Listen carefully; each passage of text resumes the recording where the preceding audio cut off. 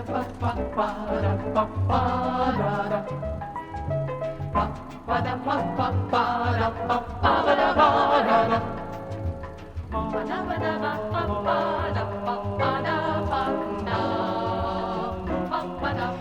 привет, меня зовут Диана, и сегодня я расскажу вам, как сделать такую советскую победу в стиле 60-х.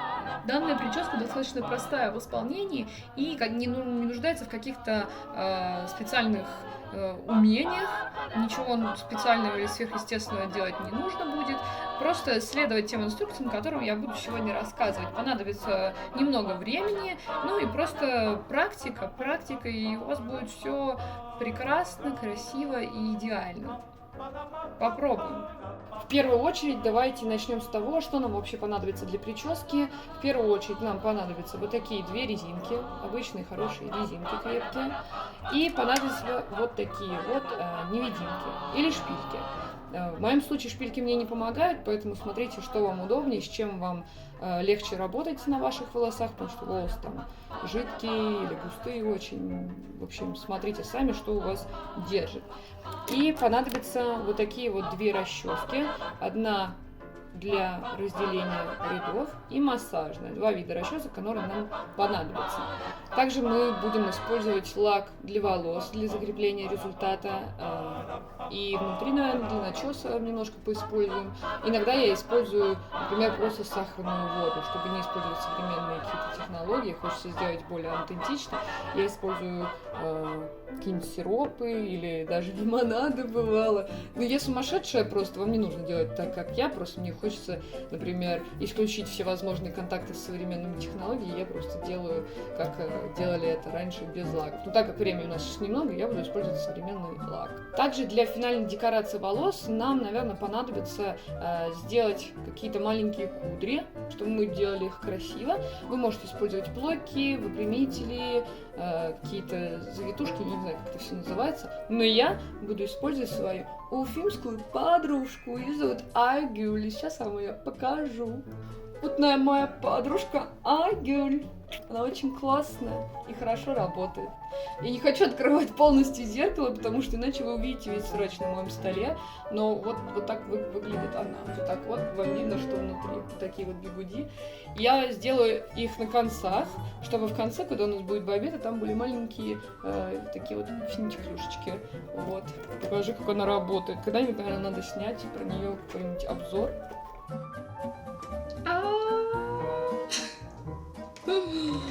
Вот такие вот штуки, сейчас будем их накручивать.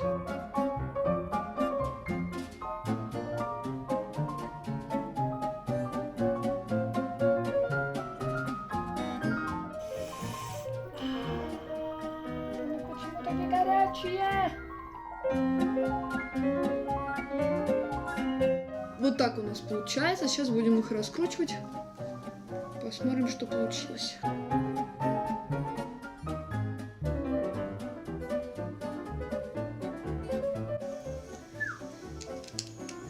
Вот такая получилась у нас прическа, я ее немножко порасчесывала.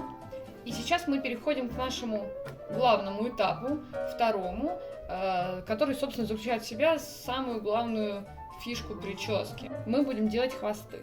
Мы берем наши волосы и мысленно делим на 3 части. И берем нашу первую часть. 1/3 волос. Вот таким образом. Мы это делаем для того, чтобы наш главный пучок, собственно, который будет сверху, был объемнее, чем то, что будет под ним. Это нам придаст главный объем. Самое главное, вот здесь вот, хорошенько расчесать их, чтобы они были гладкие.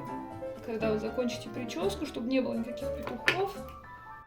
Так, если у вас есть челка, вытяните ее, тоже расчешите. Вот, ну, в принципе, потом это, если она у вас достаточно короткая, это можно потом вычесать обратно. Мы берем нашу первую резинку и делаем тугой хвост. Чем ближе к макушке, точнее, нет, наоборот, чем ближе к переду вашей головы будет хвост, тем выше будет ваш пучок ваша бабета. Я люблю делать достаточно высоко, чтобы как можно глупее выглядеть, смешнее. Вот. Вы сделали вот такой хвостик. Вот так это выглядит. Вот он хвостик. Собственно, когда мы сделали этот хвостик, наша задача сделать второй хвостик. Здесь у нас вступает вторая резинка в нашу эпопею. И расчесываем его также с боков, чтобы в конечном счете не было никаких петухов. Наша задача сделать хвосты как можно ближе друг к другу. Мне иногда получается заворачивать волосы с того хвоста в этот, поэтому будьте осторожны. Вот у нас получилось два вот таких хвоста. Следующий этап идет у нас само формирование пучка. Что нам нужно для этого сделать? Мы берем передний хвост и немножко подраспускаем его, давая свободы для прохождения второго хвоста. Мы немножко его распустили, такой получается маленький объем. И наша задача пропустить задний хвост сквозь передний. В принципе, это используется во многих прическах. Вот, для этого есть специальное приспособление, такой крючок. Но я делаю это просто своими пальцами. Вот, мы его как бы засунули сюда пальцы. Сделали такое маленькое пространство для второго хвоста. Вы берете этот хвост, то есть я просунула волосы, я просунула сюда пальцы и хочу взять этот хвост, второй наш задний, и положить внутрь. То есть мы его взяли, вам видно? Не знаю. Вы его взяли и теперь просовываете наперед. Вот так. Здесь мы его подтягиваем, чтобы он держался. Все. Вот такая штука получилась. Мы его вытянули вперед. Можно его еще подтянуть. Взять, подтянуть. Все это должно быть достаточно тугим, чтобы не распускалось.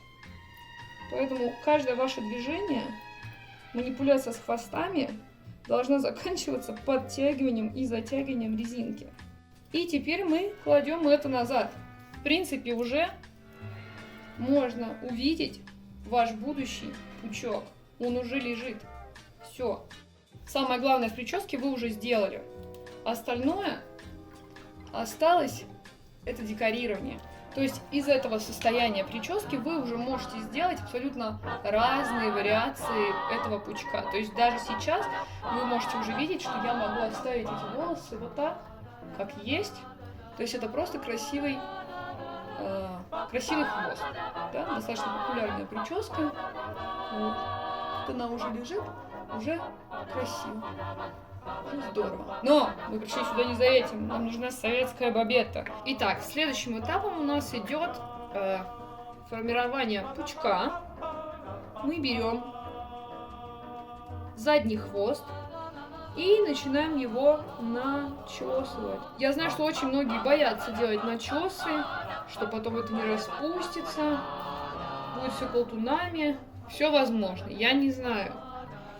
Я знаю свои волосы, у меня мало что вообще начесывается. У меня очень непослушные волосы, мне тяжело делать какие-то прически. Как бы я ни старалась начесывать очень сильно, у меня эти начесы потом пропадают через полчаса-час хождения. Поэтому я люблю начесывать очень сильно, с лаками, со всякими средствами, чтобы удержать прическу. Вот. Но я не знаю, насколько правда это так страшно для девушек, у которых там более послушные волосы или там потоньше. Но, не знаю, возможно, не так страшен черт. Поэтому смотрите, пробуйте. Просто я делаю прическу без подкладывания. Я не люблю подкладывать что-то под волосы, какие-то делать валики, балабанки. Я не знаю, тем более уже не такое. Я просто люблю делать начесы. Я потом их смываю. На самом деле, да, я их реально потом просто смываю в ванне. Вот. Вы можете даже вот так вот добавить лака, снова подчесать. Потому что размер вашего пучка зависит от того, как сильно вы начешете волосы. Хотите побольше, чешите максимально больше. Хотите поменьше, можно вообще не начесывать, а так уложить их как есть. Но тогда это уже будет не бобет, а просто реально обычный какой-то пучок. Вот. То есть я в ванне их смываю обычным, обычной мойкой головы. Потому что, как я уже сказала, они не такие уж и сильные. Так, вы формируете вот здесь сам валик из ваших же волос. Да, вот так вот. Это выглядит сзади. Вот, на самом деле я бы еще больше начесала. Но посмотрим, как это будет смотреться. Вот, вы берете шпильку или булавку, шпильку или невидимку и начинаете закалывать, удерживать ваш пучок из заднего хвоста. На самом деле хвосты поменялись местами из-за того, что мы их продели друг в друга, поэтому старайтесь не запутаться. Вы закрепили этот пучок. Теперь наша задача из тех волос, что остались у нас неприкаянные, сделать красивый финальный вид пучка. Вот такой. То есть вы сделали, расчесали хвост, взяли его назад и просто отвели его. Теперь наша задача его закрепить вот здесь. Видите, какой хороший пучок получается. Вот.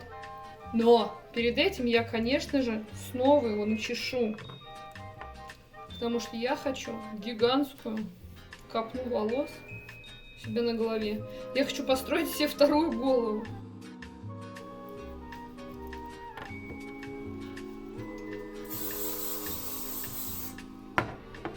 Вот. Еще такой маленький секретик. Вы когда начесали волосы, да, взяли хвост, начесали, спереди, то, что будет видно спереди, немножко причешите, чтобы волосы не казались с петухами, чтобы не было такой какой-то неопрятности, грязи. Вот. Можно немножко даже расчесать нижние концы, потому что вы же их завивали, чтобы кудри не пропали, сзади их было видно, их можно расчесать, чтобы потом уложить. Но заднюю часть волос, она у вас остается как бы вот начесанной. А спереди все красиво, аккуратненько. Теперь мы берем этот хвост и отправляем назад. Вот так вот это получается. Надеюсь, вам все видно. Вот. Мы аккуратненько распределяем волосы по всему пучку. И сзади все это дело снова закрепляем нашими невидимками. Вот такой пучок у нас получился. Такая вот бобета. В самом начале мы делали кудри, чтобы оставить их сзади. Но что-то я их все убрала зачем-то. Оставила совсем чуть-чуть. В принципе, вот здесь сзади видно некоторую ее часть. Она осталась вот здесь вот у нас гулять. Вы ее можете распределить, может быть, даже на 2 части, на 3. Сколько вы там пожелали себе оставить их. Я их почему-то убрала все внутрь. Вы ее расчесали и начинаете его закручивать. Кончик оставляете под волосами. Берете свою невидимку и начинаете закреплять локон. Теперь берете второй локон и таким же способом закрепляете его сзади, но в другую сторону. Вот такая прическа получается. У меня очень много маленьких волосков всегда остается, поэтому я их в конце просто закрепляю.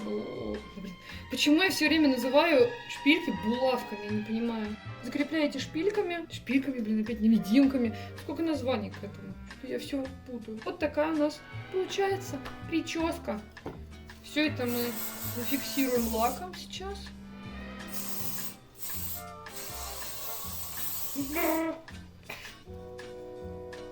Капец. И последние штрихи мы расчесываем. Все. Прекрасная прическа на вечер, которая украсит любой ваш образ и сделает его законченным. И это будет очень просто. Это самый простой способ сделать эту бабету.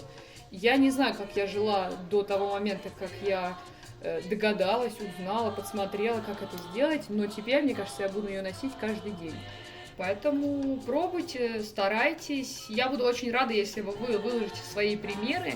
Наверное, сделаю хэштег. Я ничего не придумала какой, но он появится где-то здесь. Вот. И выкладывайте, отмечайте меня в Инстаграме или ВКонтакте. Я буду выкладывать ваши фотографии и буду очень рада посмотреть на то, как получилась прическа у вас. Поэтому пользуйтесь, показывайте мне, что у вас получилось. Я буду очень рада, мне будет очень приятно, если вы воспользуйтесь этим туториалом и сделайте себе такую прическу. Надеюсь, вам понравилось, и вы оцените данное видео, расскажете своим друзьям, подругам, покажете мамам, мамам или бабушкам, не знаю, может, они вспомнят, как они это делали, оценят мою работу и дадут какие-то мне комментарии или рекомендации, как сделать и усовершенствовать эту прическу в лучшую сторону. Спасибо всем большое.